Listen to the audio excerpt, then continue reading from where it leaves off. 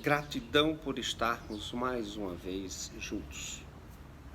Antes, quero solicitar que se inscrevam, ativem o like, apertem e ativem o sininho, porque vai ajudar a saber quando os nossos vídeos vão estar disponíveis para que vocês continuem esse momento de interação. E hoje vamos tratar de um tema que o contexto dele vai ter foco a partir dos programas televisivos, a partir dos jornais televisivos de ontem à noite, sobre o caso Bolsonaro-Moro. Esta é uma análise eminentemente jurídica. Iniciando com a frase: direito é prova. Não há no ordenamento jurídico qualquer julgamento que não esteja vinculado a provas. Um processo ele pode até se iniciar com fatos, mas a sua decisão vai ser mediante as provas. Essa análise, volto a reafirmar, ela é eminentemente no contexto televisivo. Investigação, sigilo, inexistência de interação do diretor da Polícia Federal com o gestor público. É uma vedação legal, não há como haver uma interação, interagir um gestor público, seja de qualquer esfera, mas tratando-se da esfera federal, de interagir com o diretor da Polícia Federal sobre andamentos de processos, porque a única interação que se pode ter é sobre andamentos de processos investigativos. Que outra interação pode haver entre o gestor e o diretor da Polícia Federal? Então isso é uma vedação que se estabelece para que tenha o órgão autonomia, independência de investigação sem qualquer interferência política. Todo cargo público, ele é de disponibilidade do gestor. O gestor que tem em livre nomeação o cargo, ele pode assim fazer. É um amparo legal. E isto é indiscutível no direito administrativo. É um bônus que ele tem de nomear quem a ele couber o interesse. Citando aí, interesse. Você nomeia por interesses políticos, por conchavos políticos, por situações pessoais, de reconhecimento técnico, mas você tem um interesse, você tem um motivo, algo lhe induz a nomear alguém, algo lhe ampara a nomear alguém.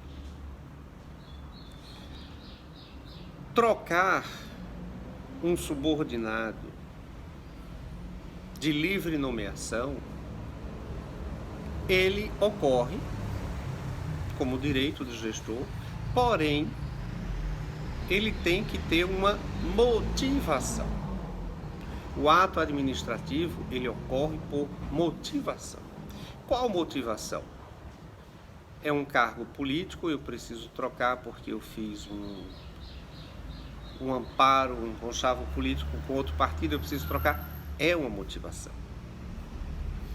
O servidor público, ele não está servindo, ele não está atendendo aos anseios do serviço público, não aos meus anseios, mas aos anseios do serviço público, ele pode ser trocado. Então, é preciso que haja uma motivação para a troca de um subordinado. Porque o trocar por trocar mostra a inconsistência da governabilidade. Exoneração a pedido requer, como ato administrativo, a formulação expressa. Eu, servidor público, quando quero ser exonerado, a pedido, eu tenho que expressar a minha vontade. A minha vontade, ela é documental para amparar a legalidade do ato administrativo, que é a exoneração, a pedido, comprovando-se que houve o pedido de exoneração. Isto dá legalidade ao ato administrativo. Publicação de exoneração a pedido sem a formalidade do ato é uma ilegalidade do ato administrativo. Na hora que eu exonero alguém, eu, como gestor, posso exonerar a qualquer momento. Eu exonero. Mas quando o ato é a pedido, se não houver a prova documental do pedido, este ato sofre a inconsistência, sofre a argumentação da ilegalidade. Os atos administrativos precisam ser assinados. Mesmo que sejam assinaturas eletrônicas, mas elas precisam ou da assinatura física de próprio punho ou da assinatura eletrônica. Mas a assinatura eletrônica tem que ser de quem detém o poder da assinatura eletrônica. Não é qualquer pessoa que pode pegar a assinatura eletrônica de um e assinar no lugar do outro. Isso é falsidade. Então, a posição de assinatura em documentos, em ato de exoneração, sem a devida formalização. Falsidade ideológica de conteúdo. Porque nós podemos arguir a falsidade ideológica da assinatura, quando ela é falsa, e nós podemos arguir a falsidade ideológica do contexto documental, do seu conteúdo. O que é que o conteúdo diz que está irregular? Então, o ato administrativo lançado no Diário Oficial a pedido e com assinatura não autorizada é uma falsidade ideológica de conteúdo documental. E aonde cabe a verificação desta ilegalidade? É simples, simples. Uma perícia documental verificando se a assinatura foi realmente verdadeira ou falsa, no sentido do contexto documental, não da grafia, mas no contexto documental. A prova pericial, ela exime qualquer dúvida.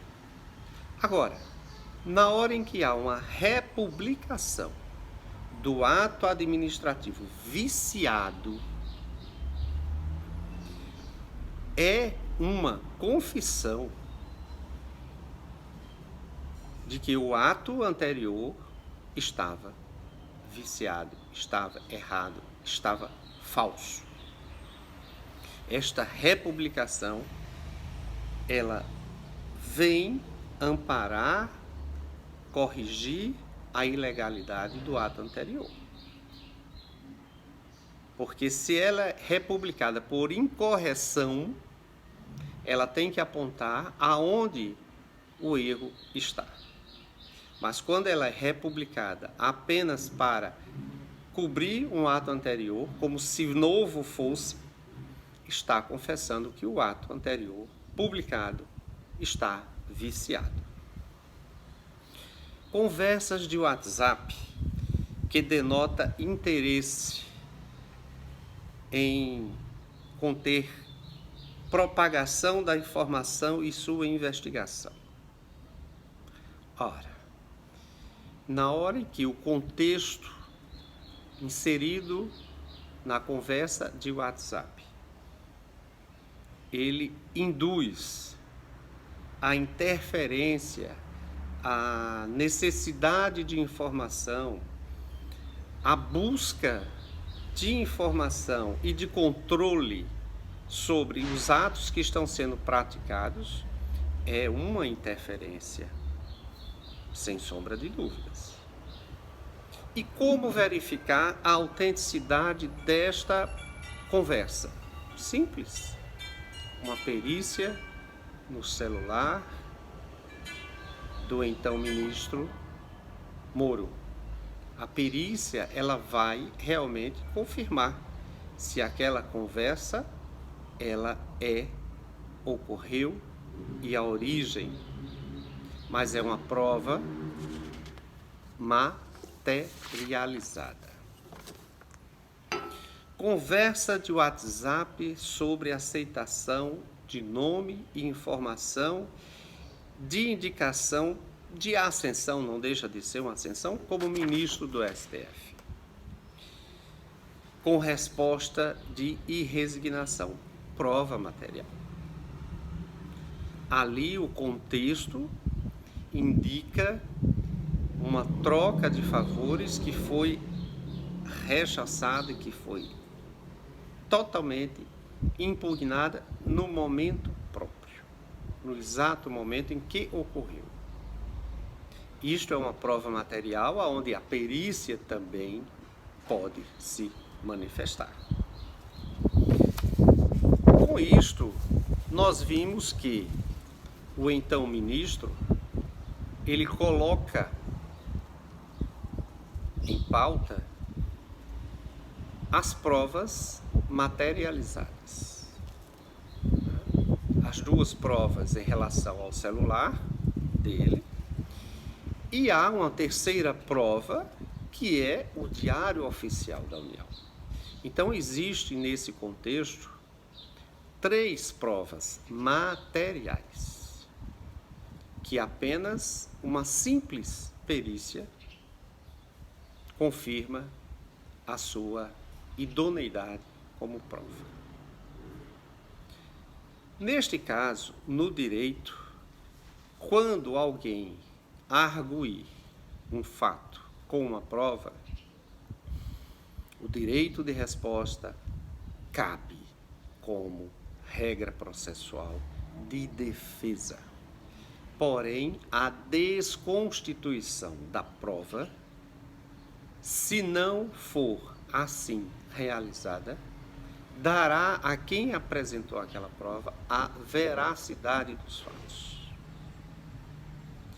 Caberá, diante das provas existentes, as 3 que eu citei, o Diário Oficial e as 2 mensagens do então ministro Sérgio Moro, a desconstituição pelo presidente da República através, primeiro, do ato administrativo correto de apresentação do pedido de exoneração, para amparar a publicação no contexto do a pedido.